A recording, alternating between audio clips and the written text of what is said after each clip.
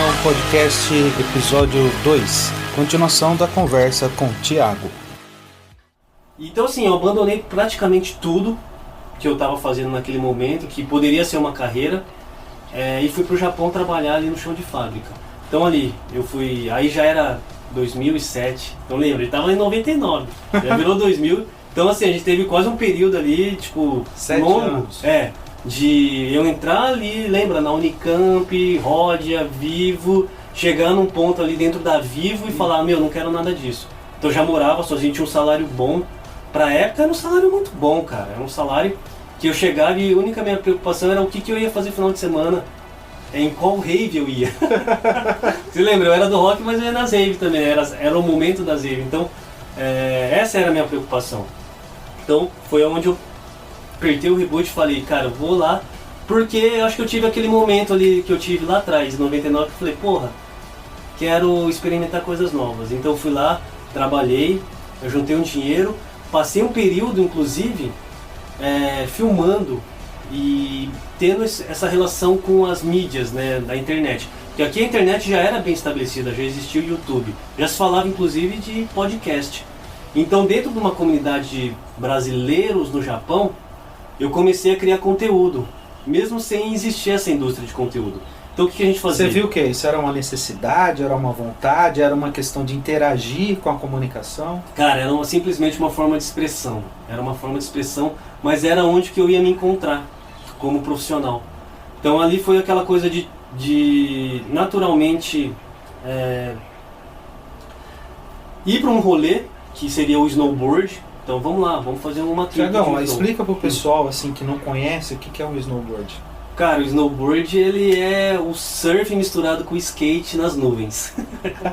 Na verdade, assim, snowboard é uma prancha que você desliza na neve como o esqui. Né? O esqui ele é o antecessor, sim, mas é simplesmente você... Seria assim, fazendo uma tradução bem simplificada, seria surfar na neve? Surfar na neve. Então, eu acho que assim, para quem teve experiência de surfar e ou andar de skate, o snowboard é uma experiência muito mais amigável, lógico, tirando todas as proporções ali também do que é necessário, né, para se fazer o snowboard, que é a neve e os recursos mesmo, a prancha, os equipamentos que são equipamentos sofisticados, né, desde a luva, a bota, não é barato, mas eu trabalhei 1 ano para isso. Eu fiquei lá 1 ano trabalhando ali para chegar ali num período e curtir uma temporada de snowboard. E lógico, fiz ali as amizades que eu trago, assim, tipo, cara, são parceiros meus, assim, que eu converso até hoje, que, são parceiros, né, irmãos, assim, meus. E ali a gente teve a oportunidade de fazer essa experiência de criar conteúdo a partir de uma experiência nossa, que tinha essa relação de paixão, né? Então, o que a gente fazia? Simplesmente registrava as nossas experiências com vídeo, com áudio, podcast, e acredite se quiser, começou a existir uma audiência em relação a isso. E o que você usava para divulgar isso? Qual que era? Cara, na época tinha o YouTube, só que o YouTube não era uma plataforma popular. Existia uma plataforma que chamava Videolog do UOL, que inclusive perdi todos os meus vídeos lá. Mas eu tenho os originais, mas não é aquela coisa, foi descontinuada justamente por causa do YouTube. Naquela época também eu já escutava podcast de uma indústria fonográfica brasileira, que era a Trama, que era um grupo de independente ali de gravadora, né? Lançava artistas, e eles já tinham essa questão de, vamos gravar um podcast, que era tipo um programa de rádio. Já se usava essa terminologia? Já se usava a terminologia podcast. O podcast é aquela terminologia que veio, inclusive, de um universo da Apple, né? Que tinha lá o iTunes, o iPod, que foram revoluções, né? O iPod foi uma revolução, né? Tipo, a gente estava falando de computadores Mac, daquela indústria que foi revolucionária, porque existia lá o PC, o Windows, Microsoft, Bill Gates, e o Mac, que era um computador pessoal, mas muito, com uma característica de propriedade de diferença, porque poucas pessoas poderiam ter aquele recurso. A navegação, né, dentro daquele iOS também já não era tão popular. Então, no Japão mesmo, algumas pessoas compravam o Mac, brasileiros compravam o Mac e não usavam o Mac, porque eles acabavam não se adaptando naquele momento ao modelo de navegação do Mac, que era muito mais fácil, só era diferente, né? Legal. Lógico, aí teve a entrada para esse sistema pelo iPhone, né? O iPhone, ele sempre foi popular, por ser também, tipo, ter várias características ali de um celular que extrapolou a telefonia, que foi, assim, foi realmente disruptivo. Por quê? Ele, lembra que a gente estava falando do WAP, tecnologia WAP do celular? Sim. Ele simplesmente abriu a frente para o smartphone, né? Para o computador ali de bolso. O precursor. E hoje, cara, a gente sabe que toda a indústria tá nisso, né? Claro, cara, é muito complexo a gente falar porque uma coisa vai amarrando puxando a outra, vai trazendo outras... Mas só pra gente não perder o fio do raciocínio, você estava no Japão, estava fazendo conteúdo e esse conteúdo começou a dar audiência e o que isso levou, para onde te levou essa a consequência disso? O que aconteceu? Qual que foi a consequência disso? Foi interessante, porque então assim, a gente já gostava disso, eu escutava muita gente falar, pô, você leva jeito para isso, né? Fazer vídeo, edição, e era aquilo lá, câmera na mão, filmando tudo rabiscado, montando num aplicativo de montagem montagem, né? Tipo, que vinha lá no Nero, sabe aquela coisa free? Lembro. E a gente colocando ali, tendo esse primeiro movimento de criação de conteúdo. Bom, o fato é que eu já ia voltar para o Brasil e apareceu uma bolsa de estudo em Okinawa, que era uma região do Japão super, assim, conhecida pelo seu turismo. E é justamente da onde meus pais vieram. E era um programa de intercâmbio que todo ano ia uma pessoa lá, e tinha lá o intercâmbio cultural e profissional e a língua, né? Então você passava 3 meses ali estudando um pouco da cultura, a língua japonesa e algo que você gostava. Eu simplesmente peguei tudo aquilo que eu estava fazendo no Japão, que era o podcast, o blog e o vídeo. Esporte?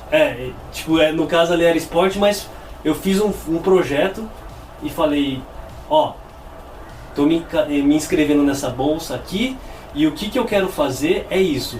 Você foi uma concorrência, era tipo... Sim, com certeza você disputava com o pessoal do Brasil inteiro aqui, que tinha descendência, que entrava também com pedidos, projetos ali. E isso no caso de Okinawa, é uma cultura assim que eles já vêm de muito antes.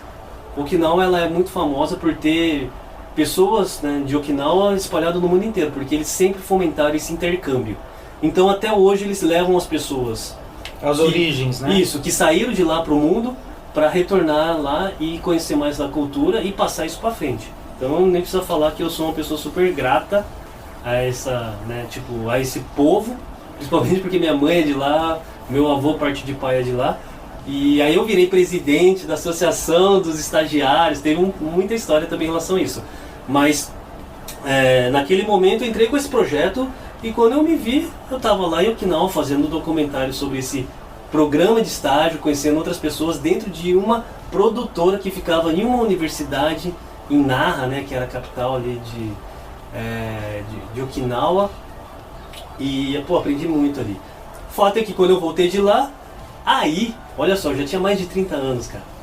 Eu acho que isso eu me orgulho, tá? Porque era um caminho muito diferente e de certa forma a gente sofria, na nossa adolescência a gente sofria aquela pressão para encontrar uma profissão e seguir um caminho rápido, né? E você rápido essa decisão, isso, né? você tinha que escolher rápido e você tinha que ser o melhor daquilo, você tinha que crescer naquilo, você tinha que ser o melhor daquilo. Você tinha, essa era o que venderam ali como ideal de geração Z, né, cara? Aquela competitividade corporativa que você tem que entrar no jogo e ser o melhor. Ser o artilheiro. E você não tinha nem opção de mudar, porque senão você era um fracassado, né? Então, assim, naquele momento eu tinha 30 anos de idade e estava entrando numa faculdade, voltando depois de uma experiência de descoberta e falado, cara, é isso que eu amo, o quê? O audiovisual, olha só, eu amo fazer vídeo, eu trabalhar com TV, trabalhar com produtora, E eu já era um adolescente de 30 anos. E hoje a gente sabe que a relação de idade, cara, ela já não é a mesma. Então assim, puta, desculpa, eu me empolgo aí falando isso. Não, cara, mas isso é o legal, né? A pessoa entender a emoção e a vivência. É isso que a gente tá tentando, né, buscar. Mas o próximo é seu, tá, Rogério? Tá. Você fica tranquilo que o próximo vai ser perguntas pro Rogério. Mas acho que é isso, então. Acho que esse foi o começo da minha experiência, inclusive com a própria tecnologia, porque o audiovisual me levou para uma entrada na tecnologia. E quando eu entrei no audiovisual, a mudança foi muito rápida. Então a gente teve lá câmeras mudando muito rápido, software mudando muito rápido. E o que eu via naquele momento, quando eu entrei nesse universo do audiovisual, é que não era o equipamento que era a tecnologia, ou que era assim, era a inovação, mas a linguagem. A linguagem. Então assim, inclusive, até conversei com você uns tempos atrás, resgatando um blog que eu abri ali no começo desse período de audiovisual, que chamava Cultura Acelerada. Cara, simplesmente hoje pra mim faz todo sentido esse termo, cultura acelerada. Mas naquela época, o que eu identifiquei? Que eu via já expressões artísticas com o uso da própria internet, que naquele momento a gente não conseguia identificar qual que seria o desfecho desses movimentos. Mas, por exemplo, experiências de corrente. Não estou falando de corrente de PowerPoint, tá? Mas estou falando aquelas correntes de eu criar um movimento audiovisual aqui, outra pessoa em Singapura adotar aquilo, outra pessoa em Los Angeles adotar aquilo, outra pessoa no Japão, enfim, todo mundo fazer um conteúdo, mas na verdade o que faria aquilo ser um movimento era a união daquilo, porque a internet permitia aquilo. Isso daí a gente pode, me corrigir se eu estiver errado, podemos falar hoje isso que seria comunidades? Comunidades, sim, comunidades em torno de um produto, comunidades em torno de um projetos colaborativos. A gente chegou num ponto da internet, isso eu estou falando ali no começo do audiovisual meu, que eu comecei a levar esses conceitos para a faculdade. Então assim, a gente tinha lá uma metodologia que era dividir a turma nos cursos, dividia os projetos para se entregar lá, né, por grupos. Certo. Eu falei, porra, calma aí, mas por que a gente não pode fazer a nossa sala inteira ser um único grupo e a gente dividir as etapas do audiovisual? Roteiro, produção,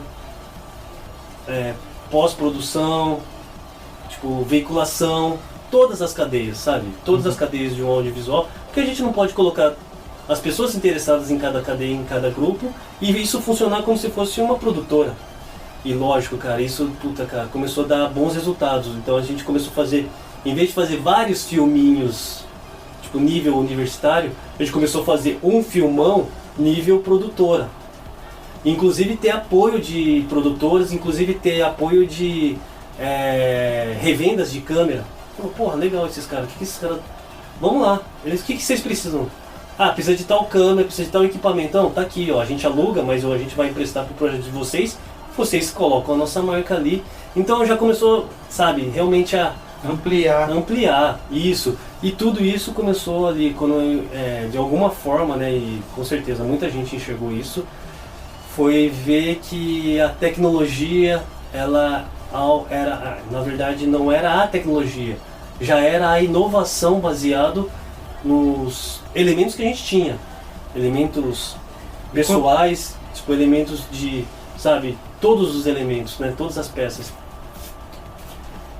E essa questão, cara, e quando é que você se deu conta que você era usuário e um produtor da tecnologia propriamente dita? Cara, é aquilo lá, né? Acho que a princípio a gente vai fazer um produto para nossa necessidade. Então a gente tinha bandas, né? Tinha bandas, eu fazia os videoclipes. E olha só, né? Tipo, a gente começou fazendo videoclipe pra minha banda, depois comecei a fazer videoclipe pra banda do meu amigo, E depois eu comecei a fazer videoclipe para rádio local, para os shows. Então aí já começava a ver os artistas. E meu, quando a gente fala de videoclipe, né, tipo, era a oportunidade que a gente via de mostrar alguma coisa diferente. E não só mostrar o cara tocando. Tipo, ele tocando, né? É mesmo aquela coisa lá do câmera, né? Existe o câmera ali que ia lá fazer uma cobertura de evento, formatura, ele simplesmente ligava a câmera e fazia a pan filmando, e no final tinha aquele vídeo do evento, casamento, formatura, de 5 horas que ninguém nunca assistia. E de repente apareceu aquele artista que fazia o vídeo virar um clipe de 3 minutos, e aquilo ali era o produto final, era o teaser, era o clipe. Só que aquilo ali tinha que ser muito bom, aquilo ali tinha que ter um conhecimento artístico, técnico e até criativo. E aí acho que foi onde que eu sempre preferi me apoiar ali, né, nessa questão da criatividade. Então, naturalmente, a gente falou, cara, a gente tem que contar uma história. Olha só, hoje o termo storytelling é estuprado, né? Storytelling é pra tudo, né? Isso já é uma terminologia comum hoje no mercado. Isso, mas na verdade sempre foi, né? Você sempre teve que contar uma história para fazer qualquer coisa, vender um produto. E simplesmente a gente falou, cara, olha só, vamos fazer o seguinte. Vamos fazer uma cobertura do show lá da rádio, mas vamos fazer uma historinha. A gente chamava de historinha. Então a gente pegava lá dentro do nosso universo ali um personagem e criava um videoclipe, mas com uma história.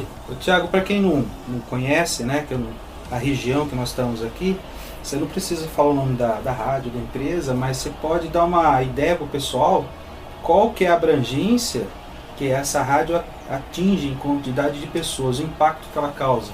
Sei lá, cara, Campinas hoje, só Campinas tem mais de 1 milhão e 100, né? E essa é uma rádio que já é digital ali, já vai para outros lugares, mas também, olha só, né, cara, quando a gente começou a fazer isso, eu acho que a gente acabou sendo um ponto de entrada, inclusive, nesses universos de tecnologia. Hoje, quando a gente fala de tecnologia, tudo parece muito natural, né? Tudo parece muito direcionado a um caminho, que é a internet. Tudo parece direcionado a uma plataforma social. A gente defendia o uso de tecnologias que naquele momento parecia rasa. Então, por exemplo, né, acho que rolava muita reunião de briefing entre nós, produtores, e o diretor-geral da rádio. E aí a gente falava, por exemplo, de tecnologias como podcast, que a gente já ouvia, já falava, mas, cara, falava coisas que hoje, assim, é muito óbvia, né? Falava, pô, por que não fazer um podcast com o time da rádio? Por que não colocar a programação da rádio no Spotify? Lógico que o Spotify também estava começando, mas na nuvem, né? Tipo, no servidor ali, que no caso era o RSS do iTunes, manja. Ou qualquer uma ferramenta que a pessoa abria lá, já estava lá, sem ele precisar puxar. Já tinha lá os programas de podcast, porque a gente já era um ouvinte de podcast, né?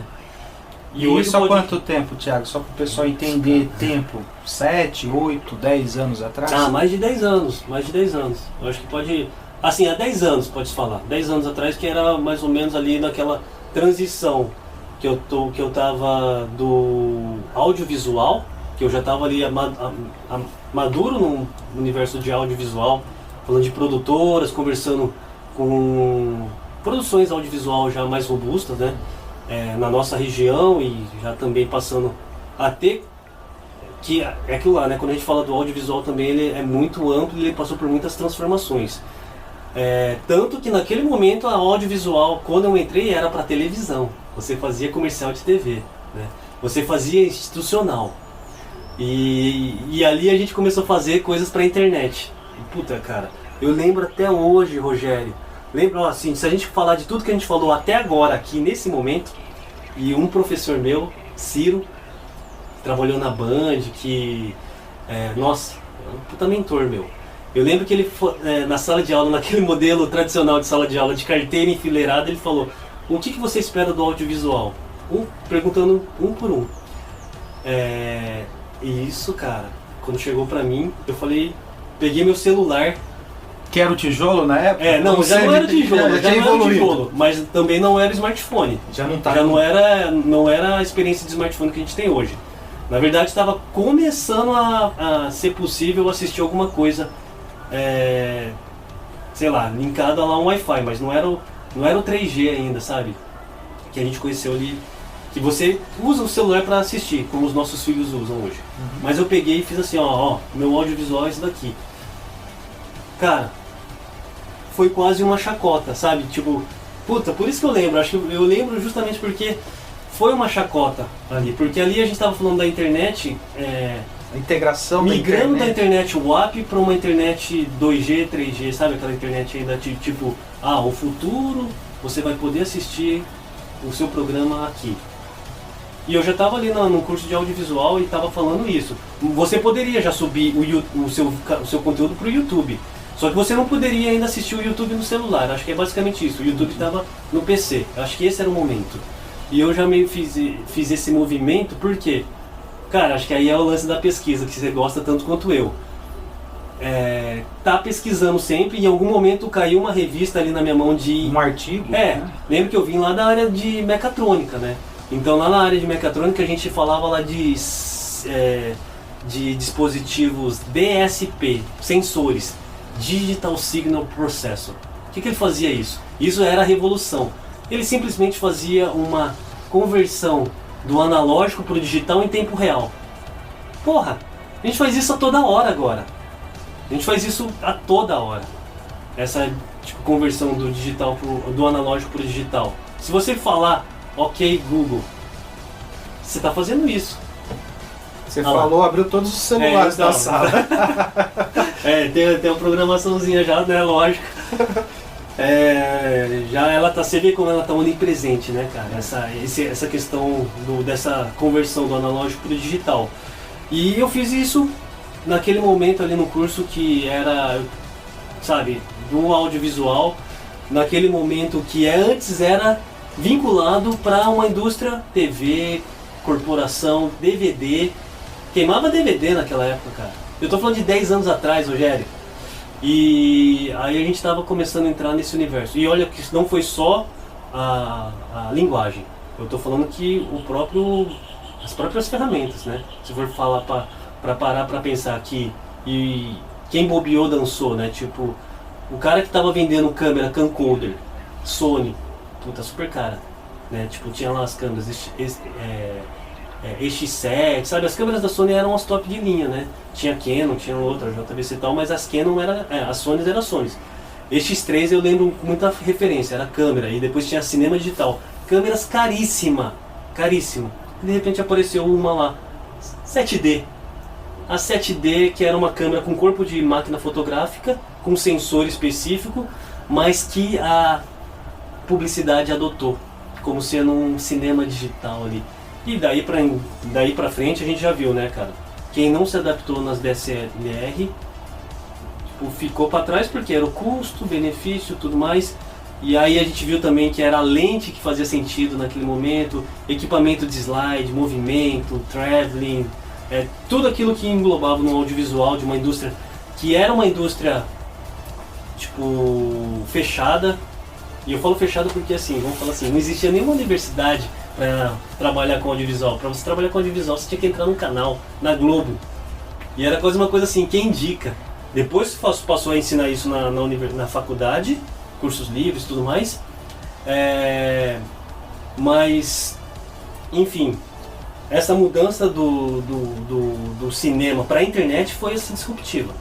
Foi o audiovisual disruptivo. E aí a gente começou a fazer clipe para todo mundo. Fazer clipe desde o vizinho nosso até o NX0, sabe? Até aparecer lá, Cidade Negra, porra. A Loki, né? Só que o Alok a gente já foi com a tecnologia, conseguimos chegar, e olha só, né? Como que é importante essa questão do contato network. Tudo, cara, a gente não chega no Alok sem ter um link, um link ali que também assim já da indústria, né? Então o Caco do NX0 ali que tem lá também, é o baixista, ele foi entusiasta do conteúdo imersivo, que já é outro capítulo, né? Que levou a gente... Só para o pessoal entender, nós estamos fazendo aqui uma abrangência nas tecnologias que realmente o Thiago trabalhou, vivenciou, viveu delas, viu a modificação, viu a interação e viu a migração de uma tecnologia a outra. Então a gente tem bastante assunto aqui para conversar com o Thiago, mas o papo está excelente, Thiago. Pode continuar no seu raciocínio. Meu Deus, velho, quem que escuta isso? Mas então assim, passando essa mudança do audiovisual, que eu aproveitei muito, aprendi muito, acho que com essa visão, sabe, não só na tecnologia ou no meio, mas cultural mesmo, sabe, vendo essa questão expandida as oportunidades, né, cara? Eu vi ali, falava, pô, eu trabalho com audiovisual, mas a gente pode produzir o que a gente quiser quando a gente fala daqueles movimentos, sabe, de colaborativo ali, que eu começava a enxergar. Novas tecnologias, novas abordagens, novas linguagens, Thiago, poderia ser um termo usado? É tudo isso junto, né? Eu acho que o que a internet permitiu? O mashup, né? A mixar as coisas.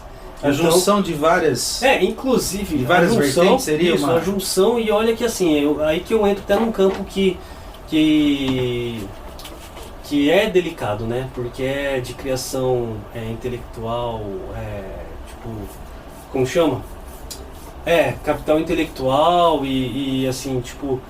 Só que as tecnologias também, elas vão, cara, numa velocidade muito rápida, que hoje a gente sabe que como se diz, as regras do jogo não acompanham, né, as mudanças. Então, tipo, cara, dificilmente você vai ser... ia vir ali uma coisa de, tipo, roubou minha ideia, né, tipo... não roubou minha ideia. Se apropriou. Mas era o momento do mashup, acho que é esse termo, né? Misturar as coisas. Então, tava na internet, pô, você podia usar. Era esse o conceito nosso, né? Uhum. Tá na internet, pode usar. Código aberto, que existe uma vertente gigantesca em cima dessa visão, né? De produzir e ao mesmo tempo você compartilhar essa produção e que as pessoas agreguem mais conhecimento, né? Sim, não, então o código aberto, cara, foi uma mudança e também é um assunto para se falar, porque... Esse assunto dá vários podcasts. Enquanto a gente tava falando sobre tudo isso, existia a porra do Linux. Eu trabalhei com Linux. Então a gente... Linux, Unix. Então, e toda essa indústria, né, tipo, paralela, aberta em relação a todas as ferramentas que a gente usava. Então, o Office, sabe, essa ferramenta de produtividade que todo mundo hoje usa e não tem como não usar. E isso, inclusive, a gente entra em outros conceitos de que que hoje, né, mais do que nunca a gente está falando, que é o monopólio de indústrias, né? O monopólio. É muito assunto, cara. Porra. Só pra gente fazer um parâmetro, Thiago, você acha que depois que a internet ela expandiu, criou novos grupos, né?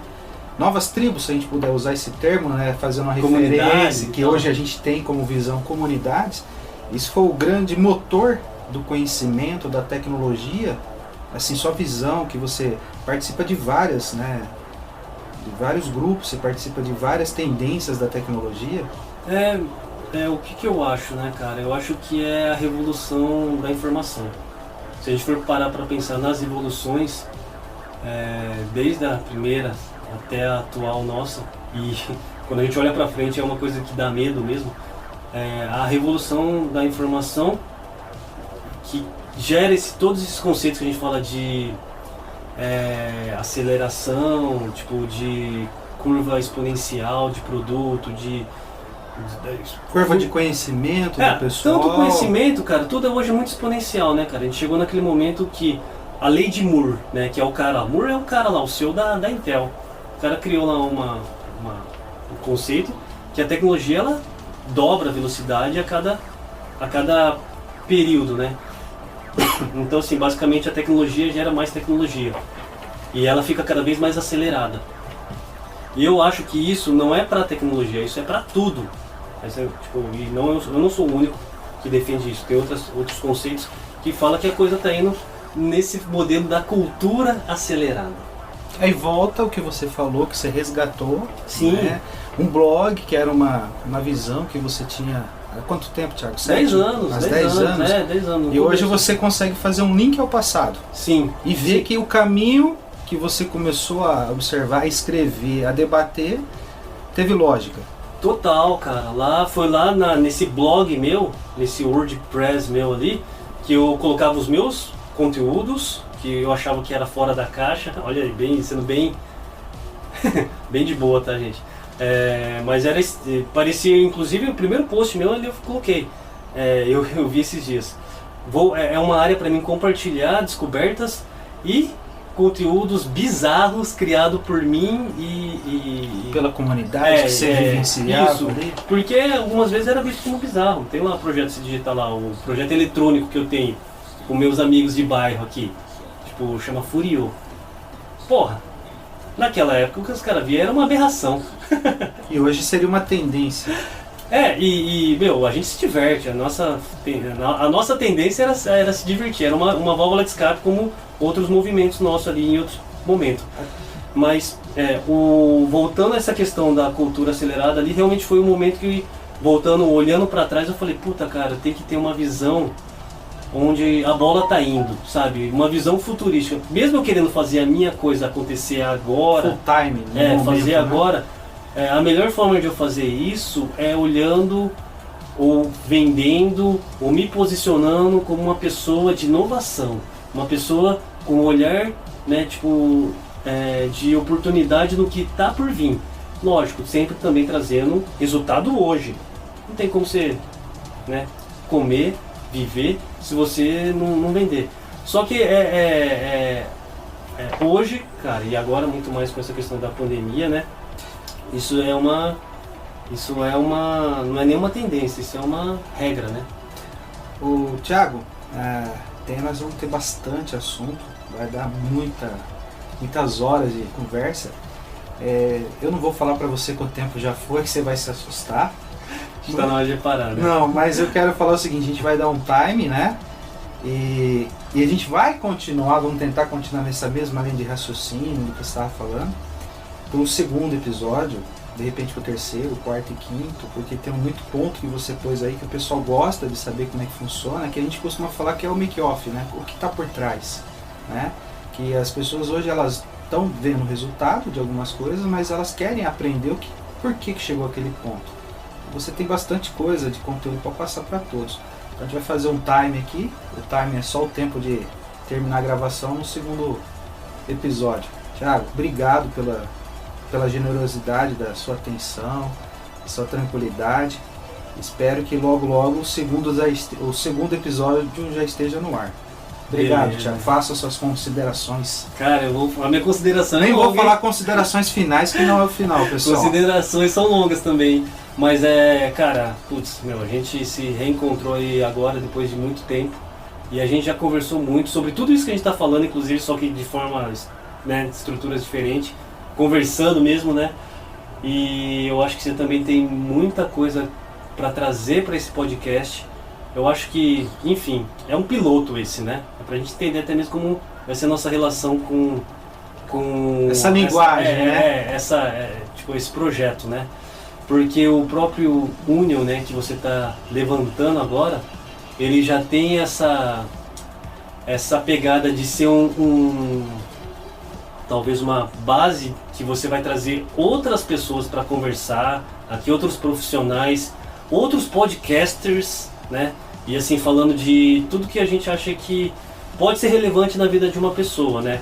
Porque agora não tem como negar que a pessoa tem que se mexer, cara. Ela tem que estar interagindo, né? Tem várias coisas ali, tipo esse senso de desespero que a gente vive hoje e todo mundo está vivendo isso na pele, sentindo na pele. É simplesmente um alerta, né, cara? Como chama lá? Um clique que você fala? Com que você fala? Cara, é simplesmente um start. Um start pra gente se mexer e resolver, e usar as ferramentas, porque tecnologia, cara, ela é simplesmente uma ferramenta pra gente chegar em algum objetivo, produzir algum objetivo nosso, né? E esse objetivo também tem que fazer sentido para nós. Isso é a tecnologia, desde o cara que escreveu na pedra e a pedra era a tecnologia. Que era o meio de ferramenta, era o meio de Isso, era a de ferramenta. transmitir, né? Isso, era a ferramenta. A nossa câmera 360, realidade virtual e aumentada, e internet das coisas, e inteligência artificial, enfim, são as nossas ferramentas agora, né? Do momento. Então não tem como a gente não falar disso, né? Acho que essa visão geral da história é importante. Uma coisa que eu falo pro Rogério, então, inclusive, que são trocas de livros, né, que a gente faz. Sempre a gente troca alguns temas.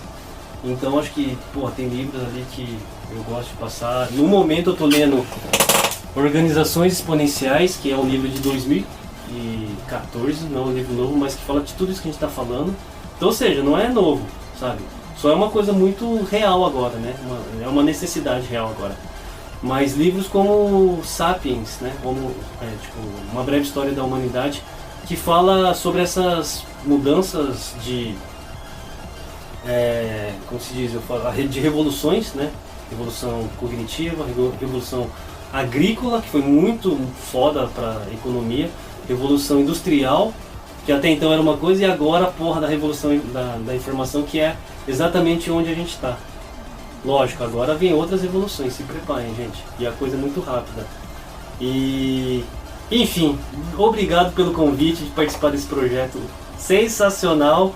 Falei só de mim e, bom, hoje eu sou isso, eu sou o Thiago, trabalho com tecnologia, dou consultoria de tecnologia, trabalhei muito tempo numa empresa de educação com o uso da tecnologia, tenho vários projetos com tecnologia que fala sobre levar a tecnologia, alta tecnologia, né? Não é tipo tecnologia tão popular, mas dá acesso a essa tecnologia sofisticada de se criar um objeto 3D com pincéis, sabe, pincéis virtuais. Então levar isso para um artista de rua, levar isso para a periferia, levar isso, democratizar essas tecnologias. É um projeto também que eu tenho muito carinho com Bonreal.art.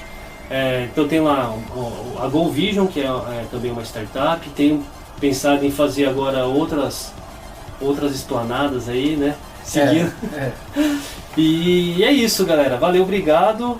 Próximo episódio é continuação da história do Thiago. Pessoal, muito obrigado. O próximo episódio é Rogério no Orozimbo Maia. É isso, galera. A gente se vê lá então, porque essa vai ser louca. Obrigado, Thiago. Obrigado. Até mais, mano. Pessoal, obrigado pela atenção e até a próxima.